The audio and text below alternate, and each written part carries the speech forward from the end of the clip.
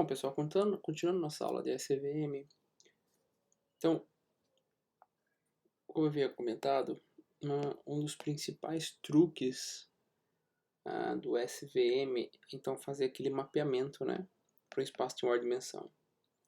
Então, uma situação aqui só para explicar para vocês, né, suponha então que tenhamos duas características, x1 e x2, e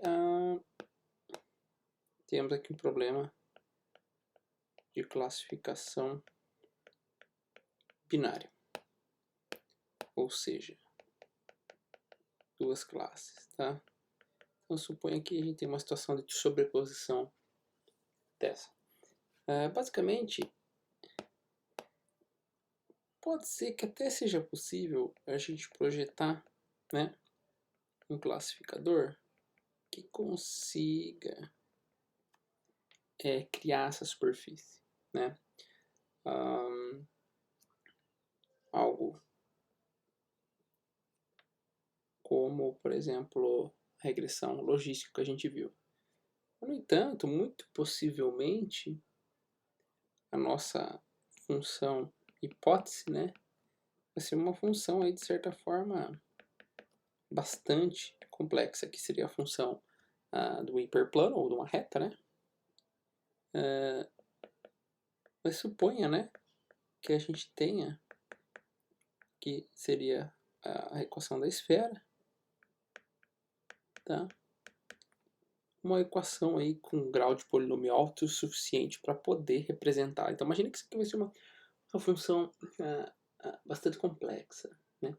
Então a pergunta que a gente tem é, a gente consegue encontrar melhores valores para essas características x1 e x2 de tal forma que essas amostras estejam melhor separadas nesse meu espaço de características, tá?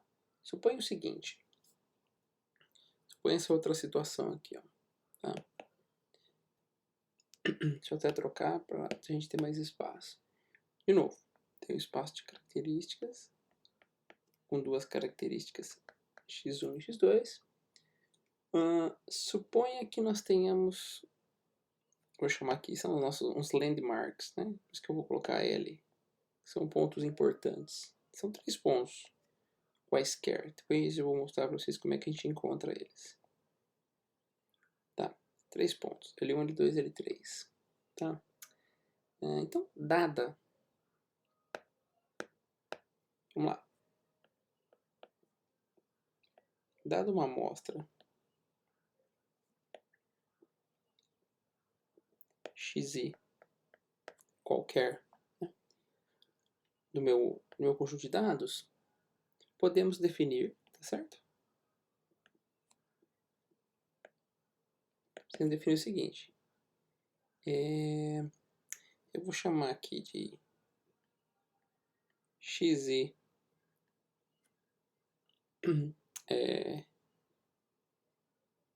acento, tá? Ou melhor, tá dizendo, vou trocar esse aqui, fica melhor. X chapéu, quem que é o X chapéu? Tá? É como se fosse eu quisesse medir a similaridade entre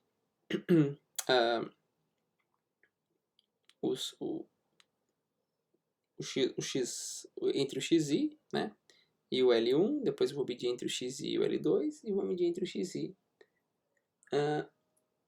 e o L3, tá? Na verdade, vamos fazer até melhor.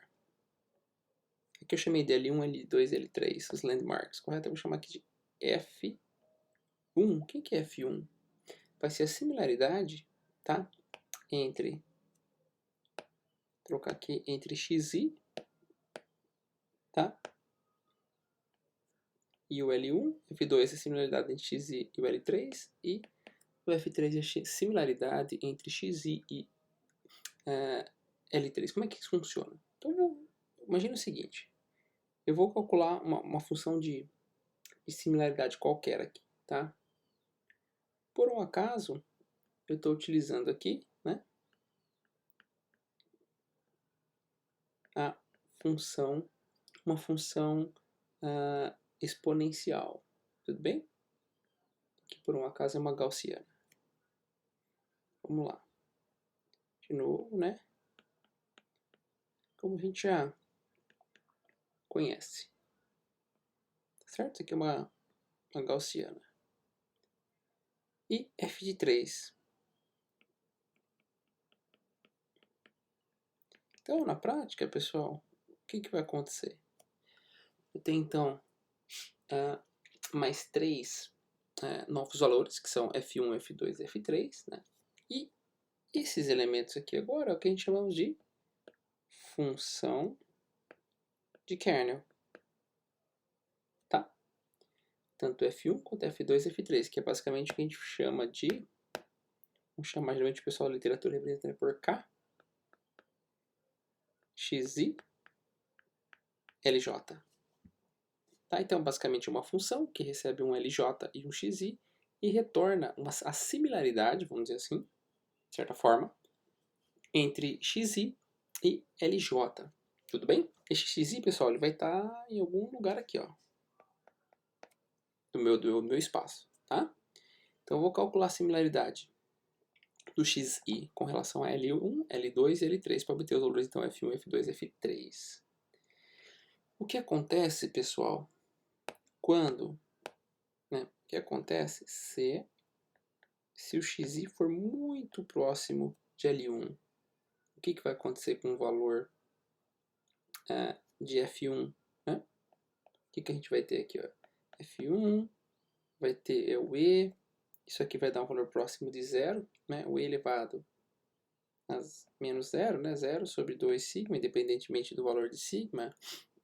Então temos aqui basicamente um E elevado a zero, que é igual a 1.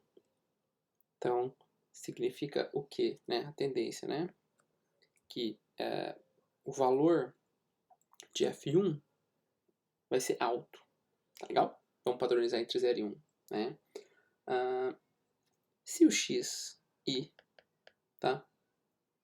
For, vamos dizer assim, for bem diferente de L2, ou até de L1, vamos colocar de L1, o que vai acontecer? Tá? Nós temos que o valor de F1 vai ser o quê? Então esse valor aqui, ó, suponha que ele tem um valor bem alto, tá certo? Então, o que vai acontecer? Né? Vai acontecer que eu tenho algo assim, né? Um infinito, valor muito grande, né? Dividido por um outro valor, tá? Esse valor alto, né? Eu vou ter elevado a esse valor alto, que a tendência é o quê? 0, tá? Então, o que acontece? Imagina que eu tenho, então, inicialmente, meu conjunto de dados tem duas features, tá? Então, vamos lá. Eu tenho um XI, né? Que ele é o que, na verdade? Ele é um vetorzinho, né? Vou colocar aqui, ó.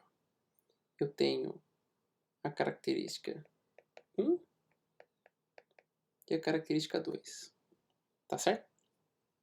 Bom, depois que eu fizer essa transformação do kernel, o que vai acontecer? Eu vou ter o kernel, tá?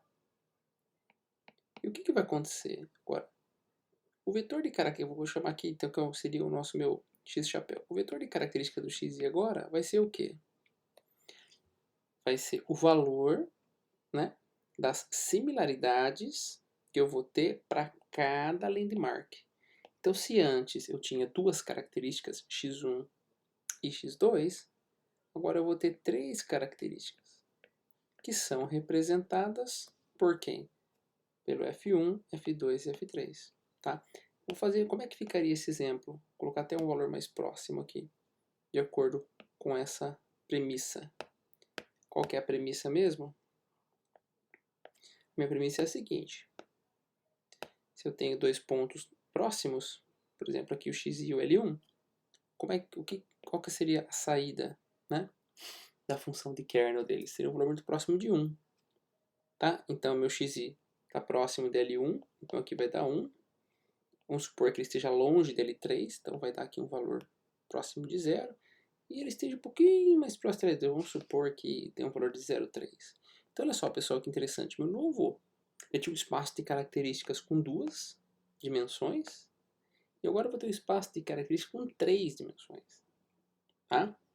E então, Nesse espaço de características aumentado, que eu fiz esse mapeamento, né? Então, eu tinha um espaço inicialmente x1 e x2, apliquei alguma função de kernel, que eu dei aqui, por exemplo, essa minha função que é baseada na gaussiana.